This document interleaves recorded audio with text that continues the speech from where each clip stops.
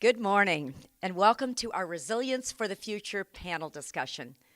My name is Carolyn Casson, and I am the President and CEO of Michigan Women Forward, Michigan's nonprofit community development organization, whose mission is to expand economic opportunity for women, empower the next generation of young women, and celebrate and honor the accomplishments of all women. Today, we're broadcasting live from downtown Lansing, and we have an informative and hopefully inspiring one-hour program planned for you. The goal of today's events is to reflect upon the unrelenting resilience of Michigan's entrepreneurs over the last 18 months, and to start an important conversation about what's next for Michigan women entrepreneurs and entrepreneurs of color in the post-COVID economy.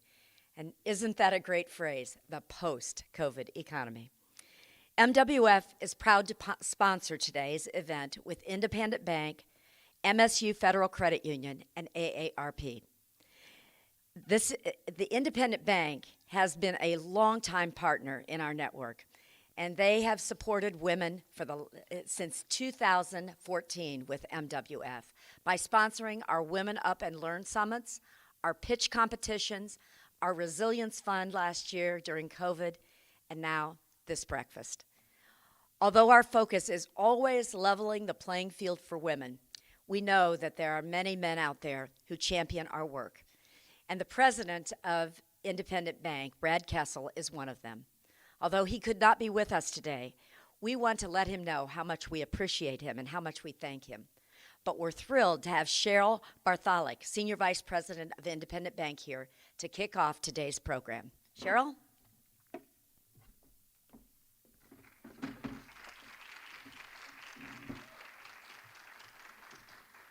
Good morning. Independent Bank is proud to be the title sponsor of the Resilience for the Future breakfast.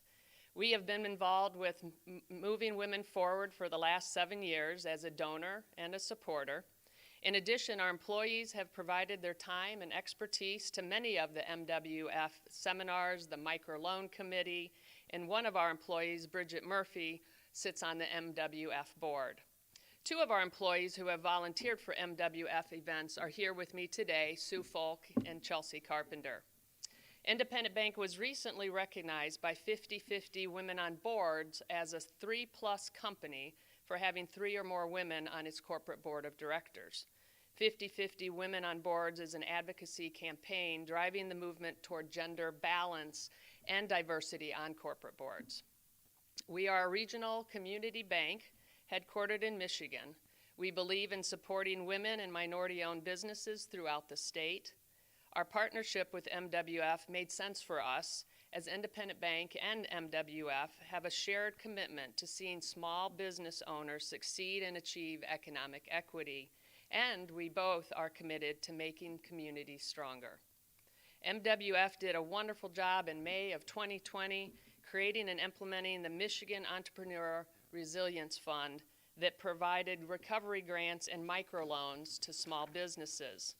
Independent Bank, along with many other companies, made a donation to this fund. With the help of the MEDC, MWF quickly raised $1.5 million and were issuing loans and grants just a few months after the pandemic shut down many businesses. MWF and the MEDC are to be commended, as they acted a lot quicker than a lot of us bankers who stumbled a little bit trying to get the Paycheck Protection Plan up and other stimulus programs up and running. The MWF's Resilience Fund helped many Michigan small business owners stay in business during those challenging economic times. This morning, we are here to honor those businesses and celebrate your resiliency. We are now going to meet by video 3 West Michigan entrepreneurs who received Resilience Fund grants. Meet Ava Marie, Azetta, and Christine. So we are Gugenius, and we cartoon everything. I'm 4th generation seamstress. We go back to my great-grandmother. Zeal is an all-in-one aerial fitness studio. When the pandemic hit, all of the classes stopped. Obviously, we had to shut our doors. I had a lease in and I wasn't able to keep the space. I had reached that point where I was like, I'm going to apply for every single grant possible. So I did end up applying for both the loan and the grant through the Resilience Fund. And then when I received the grant, my husband and I cried because it just helps for pay those overhead costs like rent when we couldn't be open. And we used that to sort of revamp our studio space so that we could actually do online classes. And it helped me get the space. It helped me actually be able to move in. I appreciate them contacting you to see, well, how are you doing? There's been a check-in process afterwards. Say, okay, we just finished this quarter. How are things going? What's your growth like? Is there any other way we can help you? And I was so touched by that.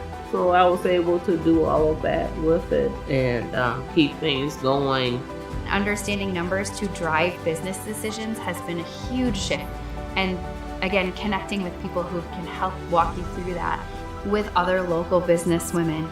Those connections have been invaluable. If you support a small business, women-owned business, minority-owned business, you're actually helping to feed a family. The investment that Michigan Women Forward has put into our business and into me has really helped me take ownership of our business in a new way. And now I'm really ready to say I am a businesswoman.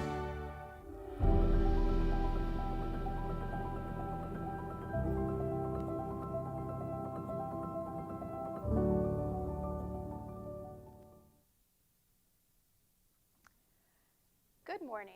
My name is Alexis Dishman, and I am the Chief Lending Officer with the Michigan Women Forward. Today, I have the pleasure of sitting down with Latasha Peoples, the Grant Manager for Entrepreneurship and Innovation for the Michigan Economic Development Corporation, or also known as MEDC. Together, we will reflect on the last 16 months since COVID-19 hit. Thank you for being here with us, Latasha. Thank you so much for having me. So, since I joined Michigan Women Forward, after the partnership between MEDC and MWF had initially formed, I was wondering if you could tell me a little bit, and those in the audience, about how MWF joined forces with MEDC to create the Michigan Entrepreneur Resilience Fund. Thank you. So I first want to start out by just notating that I had the pleasure and privilege of attending one of your Women Up in pitch competitions in Jackson a few years back. And after that experience, I enlisted my colleague, Maggie McCammon, who also is part of our entrepreneurship team at the MEDC, and we began to support you guys in your events and the things that you were doing for women and entrepreneurs. So that allowed us to establish a cadence and a relationship with your organization. So when the pandemic hit, we knew that not only do we need to get something off the ground and moving, but we knew the exact partners that we wanted to work with, and that was Michigan Women Forward. So Maggie and I began the proposal process. We reached out to Carolyn and the team, and we worked together, and as a result, the Michigan Entrepreneur Resilience Fund was born. Awesome. Thank you for sharing that. I think, those partnerships are so important, and they're so important to the entrepreneurship ecosystem as we continue to move forward and progress through. So we certainly appreciate the partnership and the opportunity to work with you. In the months between June through September, MWF gave 44 microloans up to $10,000 and 157 grants up to $5,000 to entrepreneurs who have been impacted by COVID-19. The vast majority of those grants were funded by your team at MEDC, and we used your investment as a tool to raise the $1.5 million for the Resilience Fund. Because of your investment at MWF, 98 entrepreneurs received immediate relief for their business, enabling them to purchase essential safety infrastructure to pay for their staff until they were able to reopen. The impact of our partnership stretched across the state and helped business owners who were most vulnerable. Almost 90% of those who received a grant identified as low to moderate income, And at MWF, we are extremely proud that 91% of those who receive grants have been able to stay open either fully or partially. So that's an exciting thing to think about, that we were able to, through our partnership, help so many entrepreneurs. So as you reflect on that and you kind of think back, what are you most proud of about what we accomplished with the Michigan Entrepreneur Resilience Fund? I think the first thing that really stands out to me is the fact that we're a government agency, and so if you've worked with government agencies before, you know that there's a bit of a lag time when it comes to producing a new program. And so for us, we were able, from inception to approval, we were able to get that in 6 weeks. And then in addition to that, 2 weeks later, we were able to launch the actual fund. So we could not do that without the partnership with Michigan Women Forward. There's no way we would have been able to get through that whole process or convince people internally that we had this dynamic organization that was already doing an incredible job as far as SBA lending and so forth. So your track record really spoke for itself and really helped us move the needle on preparing a program like this that had such an immediate need. Yeah, absolutely. I think that was probably one of the things that stands out to me is just how quickly MEDC jumped in and stepped up to make this work and make this move forward, because it was such a critical time for entrepreneurs. Yes. You know, and as I think back to last summer, you and I, how many conference calls, how many Zoom calls did we sit on as we were reading and thinking through applications and making decisions about which small businesses should receive relief funding? You know, I just think about the stories and the applications and just, you know, the thoughtfulness that went into people trying to help us understand what their needs were. And I think about the impact it had, you know, on me. But I was hoping that today you could share a couple of examples of, you know, some of those stories that really resonated with you. Yes, so one of my favorite stories is about a tea company out of Detroit called Commodities. And I remember this vividly because when I was going through the application and reading the narrative, I had exclamation points because the actual owner mentioned that she was in the middle of negotiations with Wayfair to carry her product line. And for me, that was critical in terms of getting these funds and resources to her, because we did not want to be the stumbling block between her business closing their doors and opening an opportunity like a Wayfair to carry her product. So for me, that was a huge testament to the program, because, as you well know, she landed that contract and exponentially grew her sales in 2020 in the midst of a global pandemic. So that speaks volumes to me in terms of an application. Absolutely, and we're here to talk about resilience. That is an example of resilience. Yes. A prime example of resilience, so thank you for sharing that. At MWF, our team learned so much from the process of creating and facilitating the Resilience Fund. As a result of COVID-19 a year later, it is clear to us that cash flow analysis training, financial document preparation, and digital access are imperative issues that we must address with entrepreneurs to help them achieve economic equity and business success. Since these were some of the main issues that came up with the applications for the Resilience Fund, what did MEDC learn as a result of COVID-19? Do you think we will approach challenges differently in the future because of what we've learned in this past year? Absolutely. We at the MEDC learned quite a bit through this process. One of the main takeaways I will start with is that we learned how important the back office support is. So as you know, we were going through those applications, and just as you mentioned, there were financial literacy, digital literacy, and areas where we really felt as an organization that we really needed to step up and make sure that not only are we supplying these entrepreneurs and small businesses with the funding that they need, but we also need to make sure that they have the adequate resources to continue to go forward. Another thing that we learn, once again as a government agency, is that we need to be nimble and we need to be willing to rely on partners who are out in the field doing the very work. And so at the MEDC, I'm proud to say that we launched over 20 COVID response programs, including the Michigan Entrepreneur Resilience Fund. But we could not do that without partners such as Michigan Women Forward, who share our vision of creating equitable access to capital for small businesses and entrepreneurs in disadvantaged areas. And so because you shared our vision and because we knew your track record, we were able to successfully launch this program and really change the game for how we do economic development. And I think, when you think about that, and what we're gonna hear about later is resilience for the future for entrepreneurs, and that leads right into what our panel will be discussing. Thank you so much, Latasha, for being with us here today and reflecting on the past 16 months with us all. It has certainly been a challenging time for women entrepreneurs and entrepreneurs of color, but because of their resilience and strength and support of organizations like MEDC and Michigan Women Forward, I am confident that the new normal will include more opportunities for prosperity for those who have been frequently left out of the economy in the past. We're looking forward to continuing our partnership with MEDC and taking on more projects to continue building on the resilience in our ecosystems. Let's give a round of applause for Latasha and MEDC for their unyielding, unwavering support for entrepreneurs. Thank you.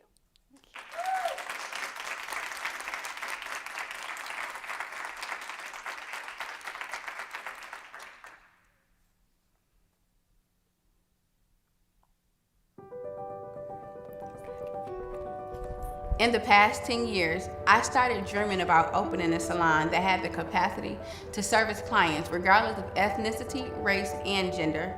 My vision was to create an environment that was warm and welcoming to all. Setting out to open my business felt like an uphill battle. I was having trouble accessing funding from any bank or other institution. I heard no 23 times. When I applied to Michigan Women's Forward for a loan, I heard my first yes. Carolyn and the entire Michigan Women's Forward team, they believed in me and they understood my passion. I attended their trainings, summits, and webinars where I developed my vision for creme brulee. What I love most about the Michigan Women's Forward team is that they value and respect my resilience and tenacity. They were the reason I didn't give up. Last year, the COVID-19 pandemic made more than a financial impact on my business. It impacted me mentally, physically, and emotionally because I had so many people relying on me and support through creme brulee. I received the Resilience Fund grant from Michigan Women's Forward, which provided support for outstanding operating expenses. I am so very proud that I have been able to create employment opportunities for just under 20 employees from the Metro Detroit and surrounding areas. We are excited to open our new location here in Midtown Detroit the first week of June. I am so grateful to the Michigan Women's Forward team for supporting my dream. I hope that you will come visit me and my team here at Creme Brulee for the most luxurious experience here in Detroit.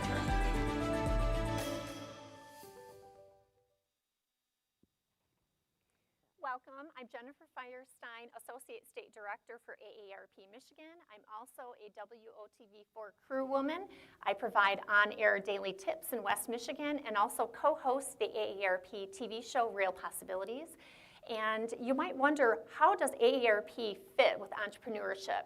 And the reality is that many older adults, after they retire, don't want to stay inactive. They want to stay relevant and provide their skills and expertise and give back in a new way. And oftentimes that is through owning a business. And in fact, there are more people over the age of 50 that are entrepreneurs, twice as many as people under the age of 25. And we call these business owners encore entrepreneurs. And when you think of the word encore, you think that that's like the second act, the best to save for last when you go to an encore performance. And that's how it is for encore entrepreneurs as well. They're saving their best act for the end. So we really support Encore entrepreneurs and what they do. And we have an online business platform that is the Small Business Resource Center, and you can visit smallbizrc.org to get resources. And we have been a strong supporter of Michigan Women Forward for a very long time because of their work that they do in entrepreneurship. It overlaps with the support that we provide entrepreneurs. So we are delighted to be a continuous supporter of Michigan Women Forward. And I'm thrilled to be here as a panelist today. The stories already have been great, and I'm really looking forward to our conversation today. So I'm going to hand it over, and if you can each share a little bit about yourself, who you are, where you work, and a sentence or two about what you do. Thank you so much. Well, my name is Whitney Anderson Harrell. I'm the Chief Community Development Officer at MSU Federal Credit Union, and I'm also the president of our foundation, the Desk Drawer Fund, which makes an impact for all of our communities that we serve as an organization. I'm Laura Sigmund. I'm the principal at Best Practices Consulting Services. We support the small and micro business community through partnerships with organizations like the Michigan Women Forward, the Lansing Economic Area Partnership, and a plethora of them throughout the state of Michigan. Thank you. My name's Tony Willis. I'm very loud also, so I can do that for Mike. I'm the Chief Equity Development Officer for the Lansing Economic Area Partnership, as Laura mentioned there, as well as the president of Proto Accelerator, which are both our institutions, organizations to help spur economic development in the greater Lansing region. And so we got the pleasure to work with both Laura as a technical assistant and with Whitney with MSU Federal Credit Union as an investor in both those programs. So thank you both. So I really want this to be a conversation, so just jump in where you want to with the questions. So we'll start with, what does resilience mean to you, and what does it mean for the business sector? Well, I can kick it off. I think, this last year, resilience has just been a word for all of our businesses. I think we've all had to learn how to be nimble and adapt to change and really become digital and virtual at the flip of a switch. And I think for all of our small businesses out there, we've looked for ways to provide support for them. But I think it's important to know that, for a moment there, we were all in the same boat, just trying to figure out how are we going to adjust and stay relevant through these times. But I think resilience is that key word for all of us. Thanks, Whitney. I like to say that resilience is really a relative term. It depends on who you are and where you're at. And as an entrepreneur, it was something extremely potent to me, the reality check, and recognizing that we needed collaborations and partnerships in order to actually sustain. It wasn't because Laura was not great. It was not because our clients didn't love us. It wasn't because the ecosystem all of a sudden had a different demand. It was a pandemic. And so for each of us, we had to understand how to reach the people we serve where they are.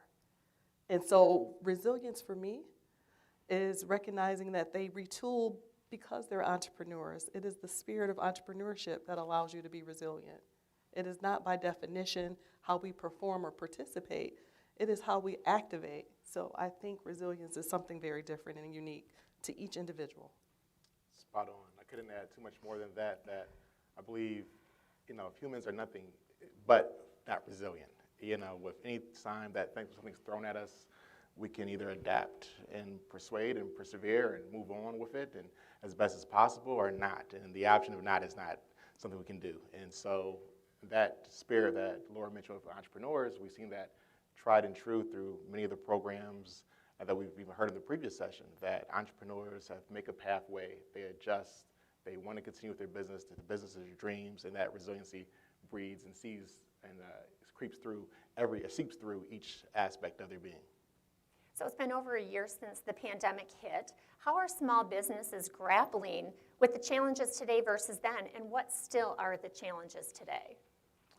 I would say challenges are still capital are a big challenge across the board.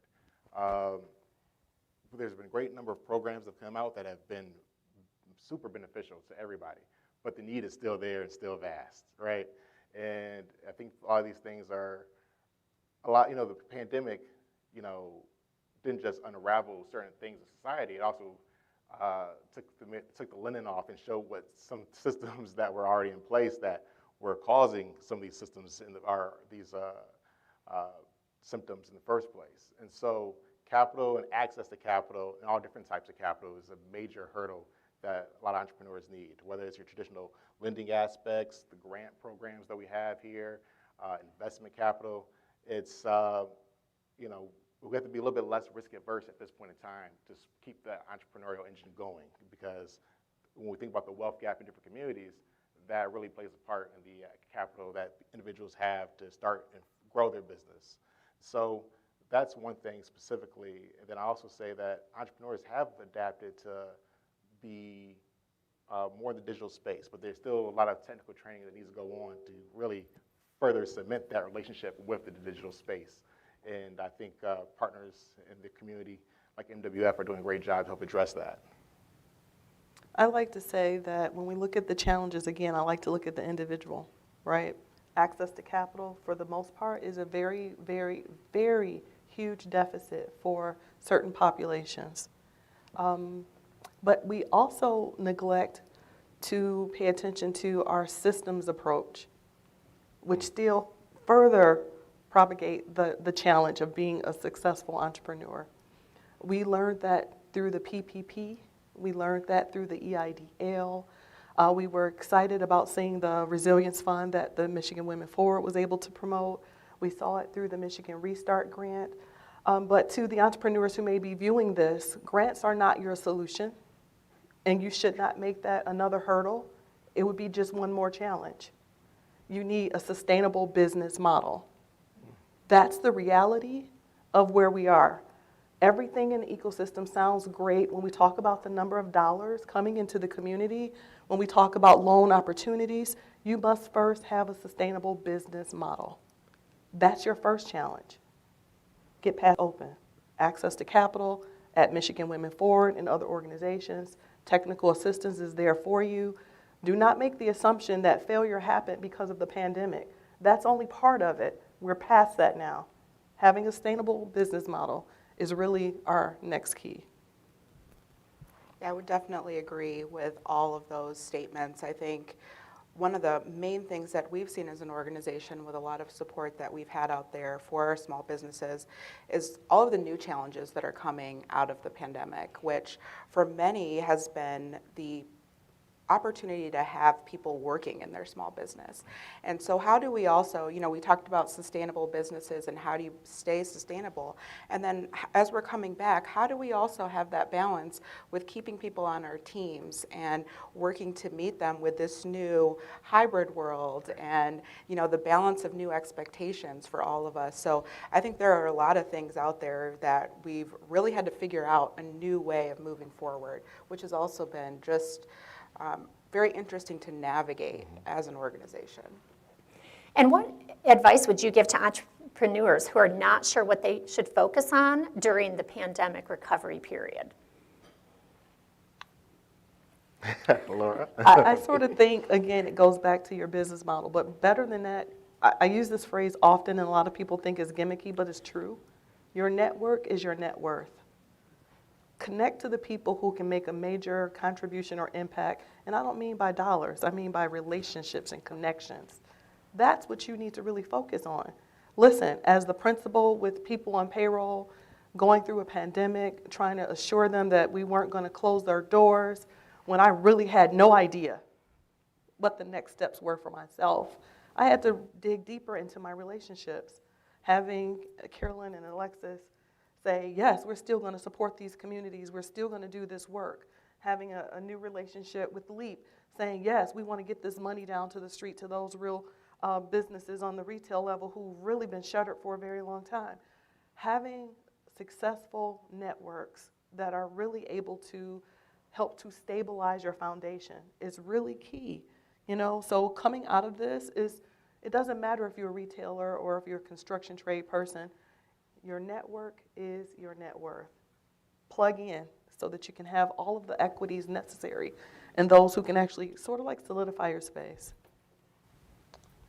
Laura is the best there, being the principal of her own business and a great business at that as well. We've at LEAP been loving all the support that she's given out to the technical assistants and her team. And to go with the network and net worth portion, I'll also tell small businesses to think larger in that space as well. we saw the pandemic really hurt the retail and the consumer, which is the last part of the pipeline of the most, right? So we have the retail, consumer, then we have wholesale, then we have manufacturing and raw good. And the retail portion hurt the most because consumers were furloughed, lost their job, underemployed, and beyond, and they had the disposable income. So if we can have our businesses can further go up that supply chain and think a little bit larger in the systems they put in place, they can diversify their revenue sources, hopefully. It's not, you know, it's really like you said, Laura, it's the business model. And not everybody can do that, but if we have more people participating up that supply chain, the more different pathways of revenue you have, which makes you more fortified versus turbulence of uncertainty that may come to the economy, whether it be a pandemic or any other, you know, act that could come our way. So thinking larger in your practices, thinking larger how you can grow into up the supply chain, vertical integration, and thinking larger of where your customer bases are at as well. So that's one thing I think we can continue to strive for in the small business economy. If I could just make one comment, because Tony is touching something that's near and dear to my heart. I'm trying to do a paper on this now. And it's the supply chain diversity. By looking at other people, if you're a cheesecake manufacturer, who else is a cheesecake manufacturer? What are some of the basic goods you're all buying? Yes. Right? And Yep. when you can buy like that, like what Tony is doing, I think LEAP is going to spear that in Lansing, and we'll have a brand new model to watch and to see how that buying power can really change things. Because when you have to buy as a single source, you know, that cash flow is a little diluted. But when you can buy in bulk, because all of you can share in that, it can really help to stimulate a little bit more revenue into your process, or at least income, because you get to maintain those pieces. Collective economics works that way. You can still, you can compete on the retail portion, but be allies on the procurement portion. You know, and those raw goods that come to your business and through scale can bring those costs down. So that's a great way for that. And I know that programs that are out there through MWF and through that our corporate partners like Michigan State Federal Credit Union also support in our community are also a big asset as well. We couldn't do this work without that type of support from institutions and financial institutions like MSUFCU, so really appreciate that in that space. Oh, thank you. I think, and that's key, looking out and seeing where are those opportunities, and that really falls back on your network, being able to talk to them and see where are those grants? You know, we don't want to rely on those things, but there's still an opportunity for us to take advantage of some of those loan products, support opportunities, even just different donations through a lot of different organizations. And I think that can be one of the key things that a lot of people just don't know about. And then once we have those conversations, we can make a big difference for our communities. So great advice. So network is your net worth. Think larger and look for opportunities. It's been well documented that 17% of all businesses and a whopping 41% of African American businesses either partially closed or permanently closed during the first 3 months of the pandemic. So what should businesses be focused on to remain resilient during this economic recovery period? Very similar to that way. The previous question, I would say businesses, it's really looking at and defining and fine-tuning your new business model post-pandemic. And whether if it's a new service you have to add on, if there's ways you have to cut costs to make it more efficient, to make sure the bottom line is being met, those are some of the key areas. Is to take time and study your business, your operational factors within your business, and gear those towards where it be as most profitable as you can in this current. That's where I see that a lot of businesses should be focusing on moving forward. Go ahead. I think there's a wealth of opportunity in the ecosystem, but I really think that we should probably bridge the gap between those who are practicing and those who are practiced. I think that's a really great bridge that we could probably connect, and that would help them sort of like figure out what they need to. We can say some generic things from here, but I don't know where you are in that chain of events.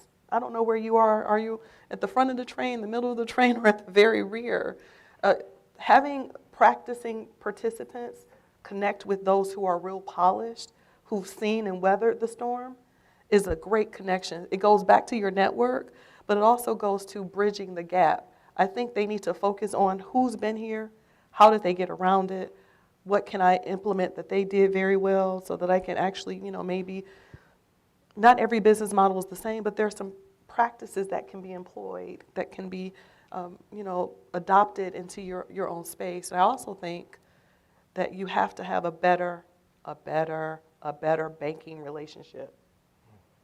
That is very, very key and very critical. So having an organization that understands this footprint, if you're in the Lansing market or whatever market you're in, make sure you have a solid banking relationship. That's necessary because they have tools or products or incentives under LMI and all these other things that might actually support you. You have to think strategically like the CEO. You can't just be the technician. You have to elevate the standard.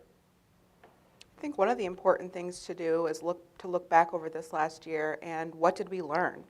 I think moving forward, we have to figure out, maybe there was something in this virtual reality that we learned that we will continue to use moving forward. And what does that look like?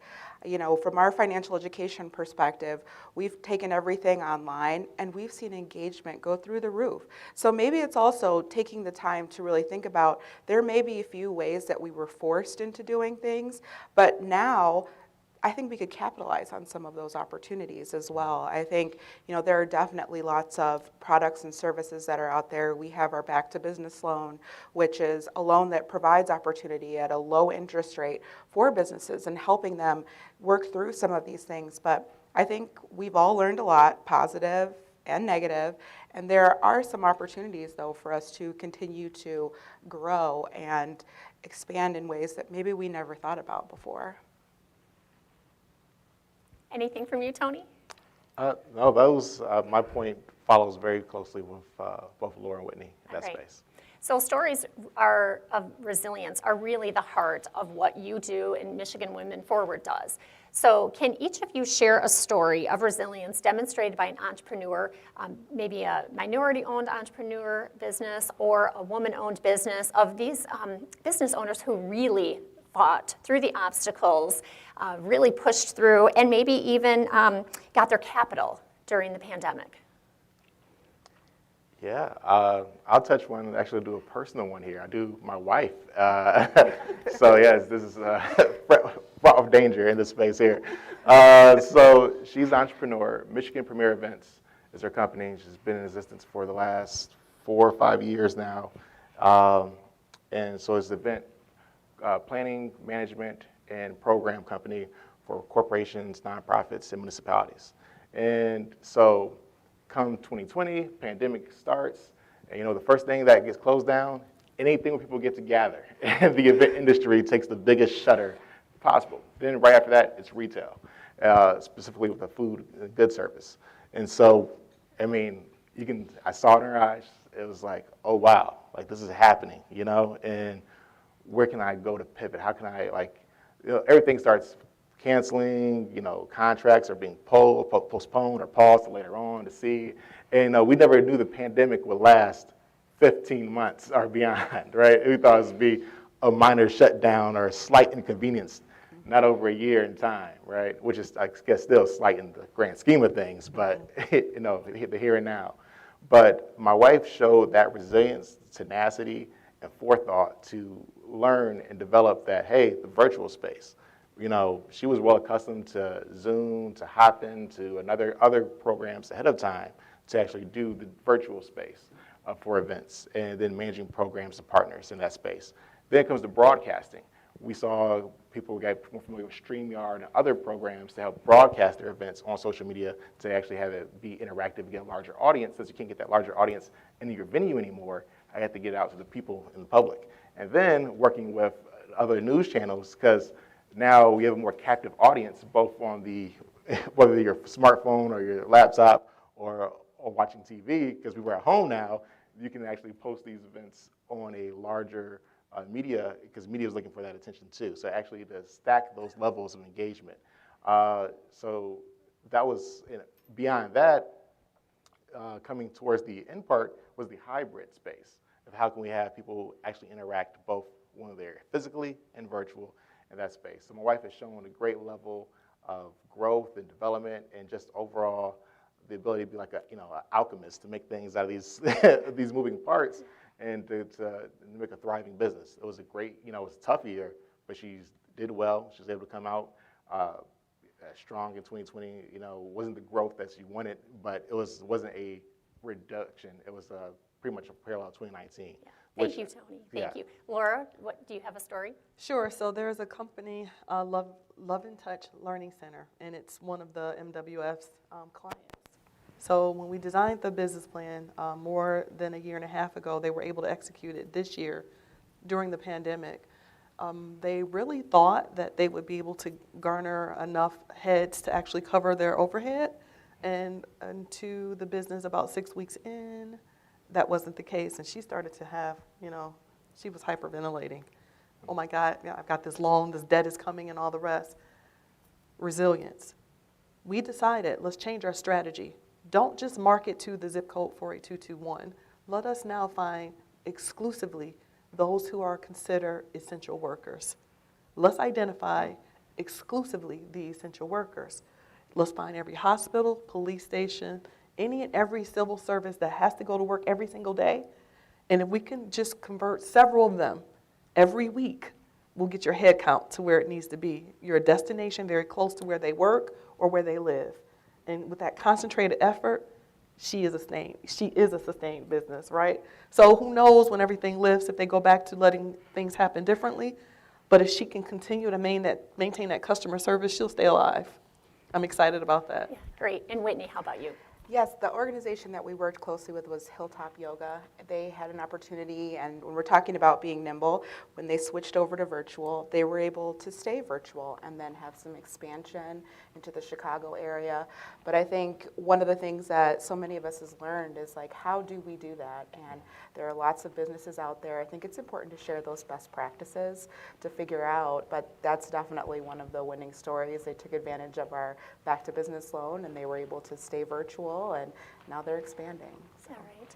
Well, we know it's been a tough year, and stories like these give us hope and remind us that why organizations like LEAP and MSU Federal Credit Union and Best Practices Consulting, and of course Michigan Women Forward, do what they do and give back to our communities and our economy. So thank you all for being so thoughtful with your responses. And before we wrap up and Carolyn comes back to the stage, we have one more story of resilience that we want to share with you. This is the story of Kendra Jackson, owner of Kay's Precious Care Learning Center right here in Lansing. We hope you're inspired. Hi, this is Kendra. I am the CEO and the owner of Kay's Precious Care Learning Center on South Cedar Street in Lansing, Michigan. Here we have a preschool classroom that is from 3.5 years old to 5 years old until they go into kindergarten. And then we have a toddler program that is affiliated in partnership with Early Head Start. And there's 2 teachers in there. And then we have an infant classroom that has 8 children, and that is also an Early Head Start. We are a family business. I have all of my children enrolled and working. I have my grandchildren here, all of them so far. So we believe in education and the extension of the family. We try to help parents raise their children, and we give parents a sense of relaxation, knowing that when the children come here, they're going to eat well, they're going to play well, they're safe, and that we have educated teachers to help with their process. MWF has helped me years ago, first starting with my business plan. I found out that there was funding at that time. So when I applied for the initial funding, I was granted the funding, and then therefore I was able to start my project. The funds from MWF was able to help with the construction inside the building, also to help with purchasing the mandatory equipment for children on a day-to-day basis. We opened in September 2019. Pandemic hit March 2020. So at that time we were like, oh no. But staff was able to relax, but I did not. I went to work harder. I brought home my office equipment, and I was working in my home, coming up with COVID release plans and distance learnings for the kids and still having parent connections with parents and some trainings for the staff. So it seemed like I was working harder at that time to stay open. In 10 years, I want to have franchised at least 15 facilities somewhere in the United States. I want to hand over my businesses to my children and to my grandchildren and make sure that they are set for life.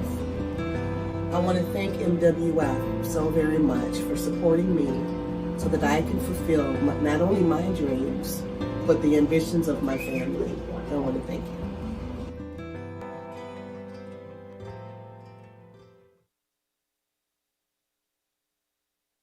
Inspiring hour. It went by so fast. I want to say one more thank you to everybody who participated in this today, to Whitney, Laura, and Tony. What great wisdom you shared with us. It's good to know that you're out there, that we can count on you, we can come back to you for anything we need. Thank you, Jennifer, for doing such a fantastic job of facilitating that. Thank you to Alexis and Latasha for sharing your enthusiasm about this and letting us know what kind of help is out there. I'm inspired, and I hope you are too, knowing that the future is going to be very bright for all of us. A big thank you to everyone out there watching today. You started your day with us, and the rest of it should let you know that you actually have help waiting for you wherever you need it. Don't let this energy stop when you move on to the next thing that you have to do today. Let's all commit to continuing to support women entrepreneurs, to support entrepreneurs of color as we get back to this new normal life. If you'd like to get involved with Michigan Women Forward as a funder, just call me. I'd be happy to come talk to you. Our contact information is listed below on the screen and is posted in the chat box. If you'd like to hear more about what we're doing in your community, follow us on social media. And finally, and most importantly, to all of you entrepreneurs that are watching out there, I want you to know that we see you. We see how hard you're working. We see how hard you're working to make it every single day, and we want to know what we can do to help. You've held on through this pandemic, and I'm here to tell you there's light at the end of the tunnel, and we're in that tunnel with you. We're behind you, we're beside you, and we're out there in front of you, pulling you through it. We want to be here to help you with your story of resilience. Michigan Women Forward is here. We're here for you, and we want you to take our resources and utilize them in your business. If you need business support, go online, miwf.org, and check out one of our webinars and training programs. They're almost always free or at very low cost. If you need capital, check out our microloan options or get to know Alexis very well, A. Dishman at miwf.org. You can reach out to her. And if you're fully vaccinated, just reach out to me at ccasson at miwf.org, and I'll show up at your business to help you in any way you need help.